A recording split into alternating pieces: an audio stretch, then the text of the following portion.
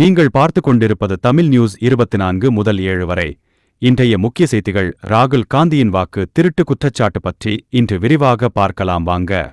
மகாதேவபுராவின் மிதக்கும் புலம்பெயர்ந்தோர் மையத்தில் எண்கள் ஏன் தவறாக வழிநடத்துகின்றன என்பது ராகுல் காந்தியின் வாக்கு திருட்டு குற்றச்சாட்டு.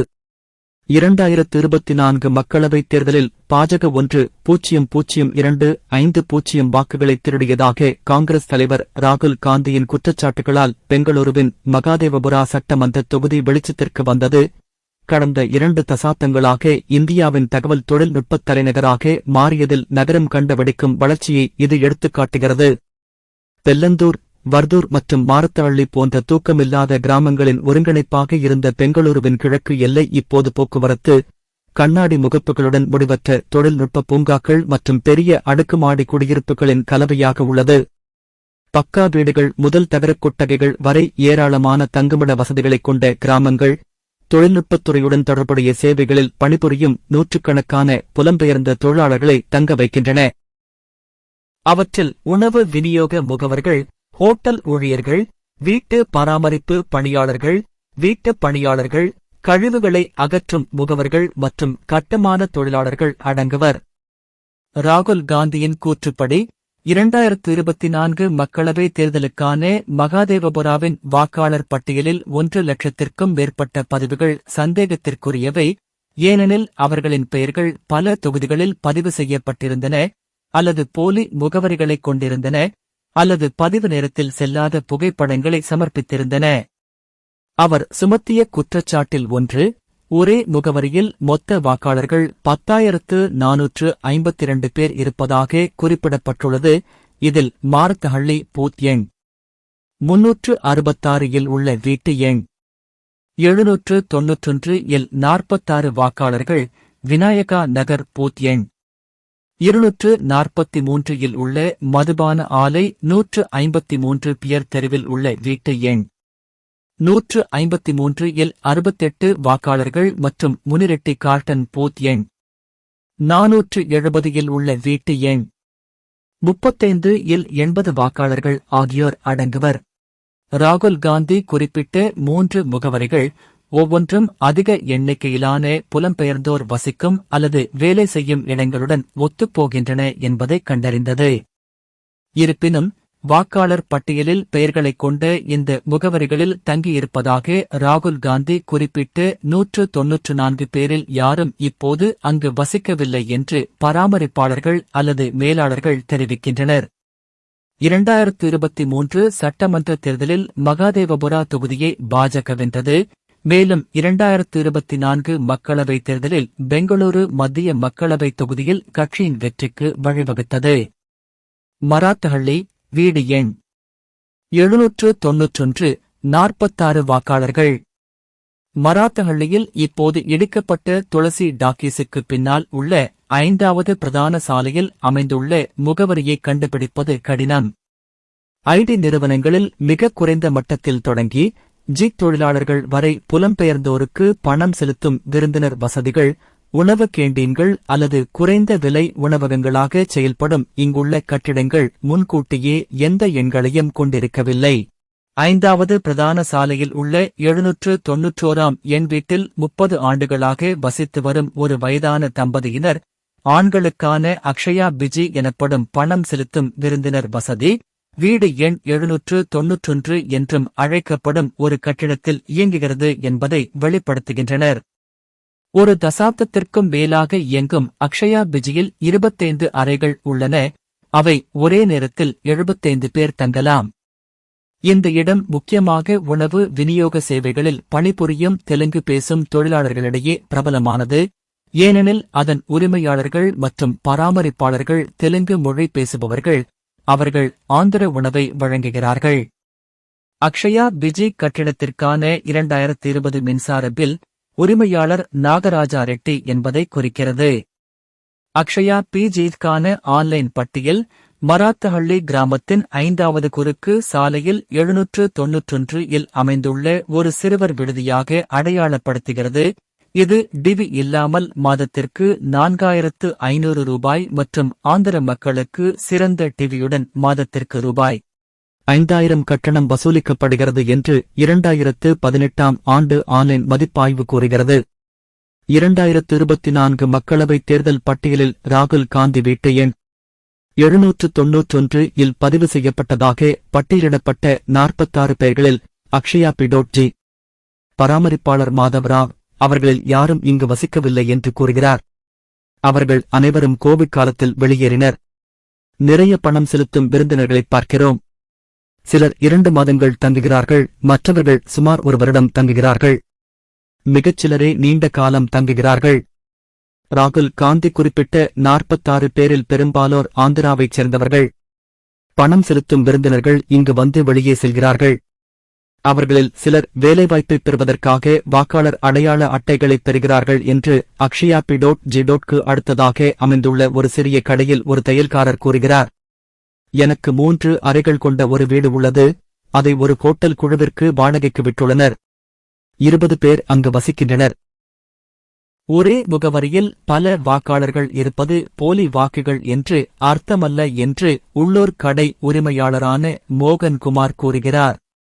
வீட்டு எண் 153 விநாயகா நகர் 68 வாக்காளர்கள்.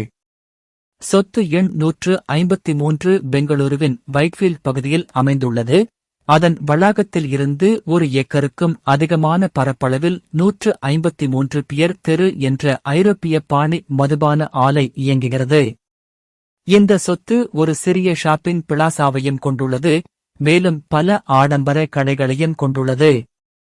வாக்காளர் பட்டியலில் வீடு எண் 153 இல் பதிவு செய்யப்பட்ட வாக்காளர்களின் எண்ணிக்கையை பற்றி பேசுகையில் ராகுல் காந்தி 153 பேர் கிளப்பில் 68 வாக்காளர்கள் இருப்பதாக கூறினார். 68 பேர் உண்மையில் ஒரு மதுபான ஆலையில் வசிக்க முடியுமா? மதுபான ஆலையில் 2 தனித்தனி மேலாளர்கள் 153 பேர் தெருவில் உள்ள முன்னாள் தொழிலாளர்களின் பெயர்களாக இருக்கலாம் என்று கூறுகின்றனர். இவர்களில் யாரும் இப்போது இங்கு வேலை செய்யவில்லை. நிர்வாகம் சமீபத்தில் மாறிவிட்டது. பெரும்பாலான ஊழியர்கள் புதியவர்கள் என்று மேலாளர்களில் ஒருவரான சூரஜ் கூறுகிறார். நாங்கள் ஒரு வணிக நிறுவனம். நாங்கள் வாக்காளர் அடையாள அட்டைகளை வழங்குவதில்லை. ஊழியர்களிடம் அடையாளச் சான்றாக ஆதார் மற்றும் பான் கார்டு கேட்கிறோம் என்று மதுபான ஆலையின் பொது மேலாளர் பிரவீன் வி கூறுகிறார். வீட்டு எண் 35 முனிரெட்டி கார்டன் என்பது வாக்காளர்கள். முனிரெட்டி கார்டன் ஒரு சிறிய சாலையின் முடிவில் பறந்து விரிந்த ஈகோவேல்ட் மற்றும் ஈகோஸ்பேஸ் தொழில்நுட்ப பூங்காக்களிலிருந்து சிறிது தொலைவில் அமைந்துள்ளது. இங்குள்ள பெரும்பாலான சொத்துக்கள் ஆந்திராவின் ரெட்டி சமூகத்தைச் சேர்ந்த உள்ளூர் நில உரிமையாளர்களின் பெயர்களில் உள்ளன. மேலும் பல பணம் செலுத்தும் விருந்தினர் வசதிகளாக மாற்றப்பட்டுள்ளன அல்லது புலம்பெயர்ந்த தொழிலாளர்களுக்கு வாடகைக்கு விடப்பட்ட ஒற்றை அறைகளின் வரிசைகளைக் கொண்டுள்ளன. வீட்டு எண் 35 ஜெயராம் ரெட்டிக்குச் சொந்தமான 35 வீடுகளின் வரிசையின் முடிவில் உள்ளது. அனைத்தும் புலம்பெயர்ந்த தொழிலாளர்களுக்கு வாடகைக்கு விடப்பட்டுள்ளன.